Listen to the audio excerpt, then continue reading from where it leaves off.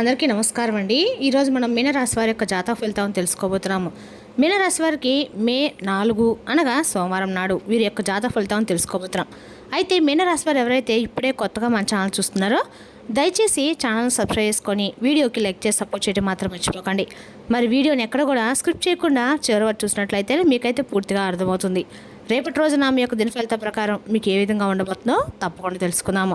మరి అంతకన్నా ముందుగా ప్రతి ఒక్కరికి కూడా ఏదో సమస్య ఉంటుందండి. సమస్యలు అంటే ఉండరు కదా, అంటే ప్రేమ, పెళ్ళి, ఉద్యోగం, వ్యాపారం, ప్రేమించి మోసపడము, నాగదోషము, సంతానం లేకపోవడము, భార్యాభర్తల మధ్య గొడవలు, ధనం నీకలు లేపడము, రాజకీయము, కోర్టు సమస్యలు, మీ మీద చెడు ప్రయోగాలు చేయటము, ఇలా ప్రతి ఒక్కరికి కూడా ఏదో ఒక సమస్య ఉంటూనే ఉంటుంది. అయితే ఎక్కడెక్కడికో వెళ్ళి జ్యోతిష్యం చెప్పించుకొని రాసింది ఉంటే ఒక్కసారి మన గురుగారిని కాంటాక్ట్ అవ్వండి. శ్రీ ఇంద్రకీలాద్రి కనకదుర్గమ్మ ఆశీస్సులతో జ్యోతిష్య ఇవ్వను. మన గురు పేరు వచ్చి పండితరాజు గారు అండి. మీరు సంప్రదించిన ఫోన్ నెంబర్ 9730895167. చాలా నమ్మకమైన గురుగారు. మన గురుగారు స్త్రీ పురుష వశీకరణ చేయట్లో చాలా ప్రత్యేకత కలవారు. దూర ప్రాంతం ఉన్న వారికి కూడా ఫోన్ కాల్ ద్వారా ప్రతి ఒక్క సమస్యకి ఖచ్చితమైన పరిష్కారం కలదండి. ఒక్కసారి నమ్మకంతో ప్రయత్నించండి. సమస్య మీది పరిష్కారం మాత్రం ఖచ్చితంగా మన గురుగారి దగ్గర కలదండి. ఒక్కసారి నమ్మకంతో ప్రయత్నించండి. ఇక వివరాలకు వస్తే కనుక ఈ రాశి వారి దిన ఫలితాల ప్రకారం అండి, రేపటి రోజున ఈ రాశి వారికి గ్రహాలన్నీ కూడా మీకు అనుకూలంగా అయితే పూర్తిగా మారబోతున్నాయని చెప్పుకోవాలండి. రేపటి రోజున మీరు అన్ని రకాల కూడా గ్రహాల ప్రభావం వల్ల మీరు ఏ పని చేసుకోవడం రేపటి మీకు అంతా కూడా అనుకూలంగానే ఉంటుంది. రేపటి రోజున మీకున్నటువంటి ఇబ్బందులు కూడా ఒక్కోటిగా తొలగిపోవడము రేపటి రోజు మీరు కళ్ళారా చూస్తారు. అలాగే మీకు బాగా కలిసి వచ్చినటువంటి రోజుగా రేపటి రోజు చెప్పుకోవాలి. ఎందుకంటే చాలా రోజుల నుండి అయిపోయిన పనులు అయితే మీకు తప్పకుండా పూర్తవుతాయి. మంచి శుభవార్తలు మీరు చేసినటువంటి పనులు వినేందుకు ఆస్కారం అయితే కనిపిస్తుంది. అలాగే కొన్ని మార్పులు అయితే మీరు చేసినటువంటి పనిలో కావచ్చు, లేదంటే మీ యొక్క జీవితంలో కావచ్చు, కొన్ని మార్పులు అయితే రేపటి తప్పకుండా చూస్తారు. అలాగే మీకు పట్టినటువంటి దరిద్రం కూడా తొలగిపోతుందండి. తెలివితేటల్లో, ధైర్యంలో ఈ రాశివారు చాలా ఎక్కువగా మంచి జ్ఞానాన్ని కలిగి ఉంటారు. ఏ పని చేసినా కూడా చాలా తెలివితో చేస్తారు. తొందరపడి ఎటువంటి నిర్ణయాలు కూడా తీసుకోరండి. అయితే వీరు ఏంటంటే కొందరు నమ్మటం వల్ల విపరీతంగా మోసపోతూ ఉన్నారు. ఎన్నో ఇబ్బందులు ఎదుర్కొంటూ ఉన్నారు. కాబట్టి మీరు ఎవరి మాటలను కూడా ఎక్కువగా నమ్మకండి. మీకు ఏదైతే చేయాలనిపిస్తుందో అదే చేయండి. మీ మనసు ఏదైతే చెప్తుందో ఆ మాటనే మీరు నమ్మండి. ఎప్పుడు కూడా మిమ్మల్ని మోసం చేయనటువంటి వ్యక్తి ఎవరో తెలుసా అండి? మీ మనసు. కాబట్టి మీరు ఏదైనా చేయాలనుకుంటే తప్పకుండా ఖచ్చితంగా చేసేయండి. చేస్తారు కూడాను. మీ యొక్క బలం ఏంటనేది మీకు తెలియదండి. ఎప్పుడు కూడా మిమ్మల్ని మీరు తక్కువగా అంచనా వేసుకుంటూ ఉంటున్నారు. కాబట్టి మిమ్మల్ని మీరు తక్కువగా అంచనా వేసుకోకుండా మీకు మీరుగా మంచి సంకల్పాన్ని పెట్టుకోండి. మీ జీవితంలో ఉన్నటువంటి కష్టాలు, బాధలు తప్పకుండా తొలగిపోతాయి అనే సంకల్పంతో అయితే భగవంతుడు ఆరాధించుకుంటూ ఉండండి. అయితే కొన్ని సందర్భాల్లో మీకు ఎదురేటువంటి కష్టాలు ఏంటంటే మీకు మీరుగా పొందించినటువంటి, ఎందుకంటే అప్పుల బాధలు కావచ్చు, ఆర్థిక సమస్యలు కావచ్చు, డబ్బు పరంగా కావచ్చు, ఇలా మీకు ఏదైనా కొన్ని సమస్యలు అయితే ఇంట్లో ప్రశాంతమైనటువంటి వాతావరణం లేక, మీ మనసు కూడా ఎప్పుడూ ప్రశాంతత లేక, విపరీతమైనటువంటి ఒత్తిడి లోనవుతున్నటువంటి క్షణాలు కూడా లేకపోలేదు. గతంతో పోల్చుకుంటే మీకు రాబోయేటువంటి రోజుల్లో అంతా కూడా బాగుంటుందండి. ఎందుకంటే ఇంట్లో కూడా సంపదలు పెరుగుతాయి. కొన్ని సందర్భం మిమ్మల్ని భగవంతుడు కొంచెం బాధ పెట్టినటువంటి మాట వాస్తవమైతే భగవంతుడు పెట్టాడని చెప్పి అనుకోవడం మాత్రం మీ మూర్ఖత్వం అవుతుంది. అది కాలం పెట్టినటువంటి పరీక్ష అండి. మీరు చేసుకున్న కొన్ని పనుల వల్ల మీకు మీరు ఎదుర్కొన్నటువంటి పరీక్షలు అవి కూడా. ఎందుకంటే కొన్ని సందర్భాల్లో మీకు అనుకూలంగా ఉన్నప్పుడు మీ ప్రవర్తన ఒకలాగా, అనుకూలంగా లేనప్పుడు మీ ప్రవర్తన ఇంకోలాగా ఉంటుంది. అంటే మీ యొక్క వైఖరిని, మీ యొక్క ధోరణి తప్పకుండా మీరు పూర్తిగా మార్చుకోవాల్సి వస్తుంది. ఎందుకంటే మీకు అన్ని విధాలుగా కూడా భగవంతుని యొక్క సహాయం చేసినప్పుడు భగవంతుడు ఉన్నాడని చెప్పి ఆయన విస్మరించకుండా ప్రతినిత్యం కూడా పూజలు చేసుకోవడము, ఆయనకు అన్ని రకాల నైవేద్యాలు చేసి పెట్టడము, విపరీతమైనటువంటి పూజలు, వ్రతాలు చేయటము, ఇటువంటివి చేస్తున్నారు. మీకు కొంచెం ఏదైనా ఒక రకంగా అనుకూలంగా లేని క్షణంలో భగవంతుని దూషించడం కూడా చేస్తూ ఉన్నారండి. ఈ విధంగా చేయటం ద్వారా ఏంటంటే మీ యొక్క చేసే కర్మ ఫలితాలు కూడా కొంచెం తగ్గుముఖం పడుతూ ఉంటాయి. ఏదైనా సరే మనం మంచి చేసినా, చెడు చేసినా ఏదైనా సరే మన కర్మను బట్టే ఉంటుందండి. దాన్ని బట్టి మనం అనుసరిస్తూ పోవాలి. భగవంతుని దూషించకూడదు. అలాగే మీరు ఏదైతే అంటే మీరు చేయాలనుకున్నటువంటి ప్రతి పనిలో కూడా మీకు ఏదైనా విపత్తు ఎదురైనా, లేదంటే ఆ పని సజావుగా సాగకపోయినా అన్నిటికీ కూడా కారణం భగవంతుని కూడా మెరిపి నువ్వు దూషించడం అయితే కరెక్ట్ కాదండి.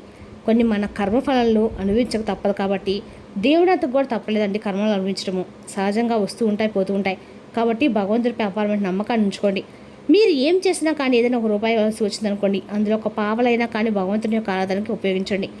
అందులో మీకు ఎవరైనా కానీ నిజంగా సహాయం కోసం చూసిన వారికి సహాయాన్ని అందివ్వడానికి మీరు చేయూత అందివ్వండి. బేసిక్గా ఈ రాశివారు ఏదైనా ఎవరికైనా సహాయం చేయడంలో ముందంజలో ఉంటారండి.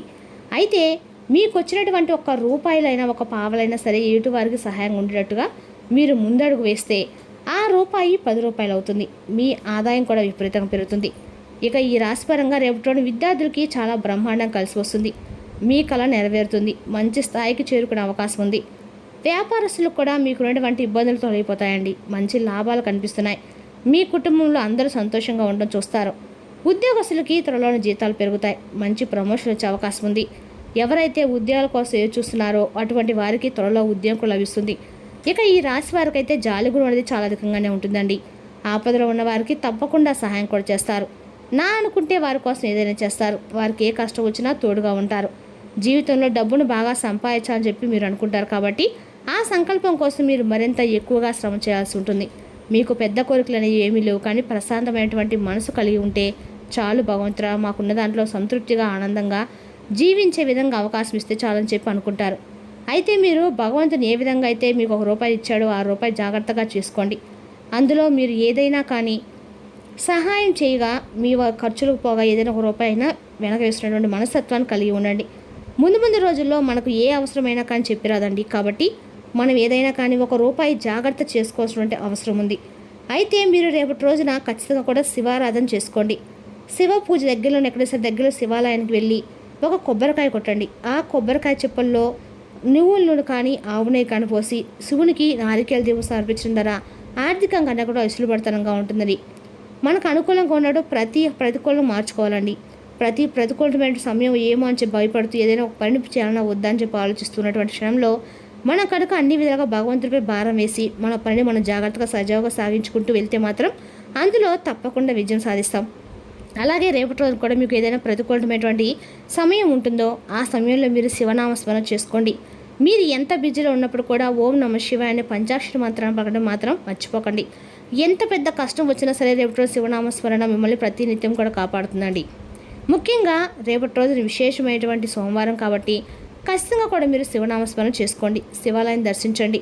ఈ విధంగా చేయటం వల్ల మీకు మంచి ప్రశాంతమైనటువంటి మనసు కలుగుతుంది. అలాగే రేపటి రోజు ఎటువంటి టెన్షన్స్ లేకుండా చాలా పీస్ఫుల్గా ఉంటుంది. కుటుంబ పరంగా కూడా రేపటి రోజు మరిన్ని శుభవార్తలు వింటారు.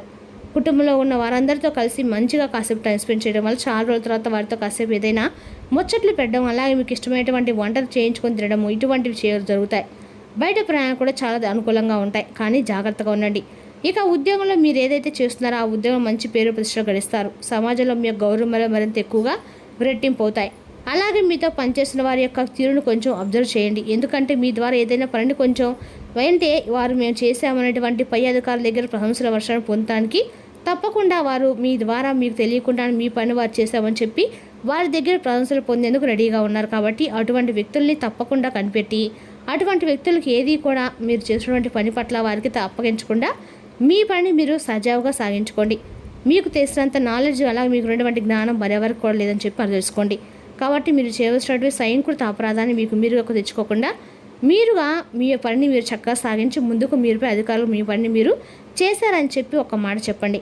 దాని ద్వారా కూడా మీ పని ఎవరైతే చేశారనేది మీ యొక్క పై అధికారులు గుర్తిస్తారు. ఇక రాబోయే రోజుల్లో కూడా ధనలాభాలని మీకు విపరీతంగా రాశిపరంగా ఎక్కువగా ఉన్నాయండి. మంచి అవకాశం అయితే మీరు తప్పకుండా పొందుతారని చెప్పుకోవాలి. అదేవిధంగా రేపటి ఈ రాశి వారికి మిమ్మల్ని ఆశ్చర్యపరిచిన ఒక ముఖ్యమైనటువంటి సంఘటన, మీ చిన్ననాటి స్నేహితులని మీకు ఒక మంచి శుభవార్త అయితే ఖచ్చితంగా రేపటి రాబోతుందని చెప్పుకోవాలండి.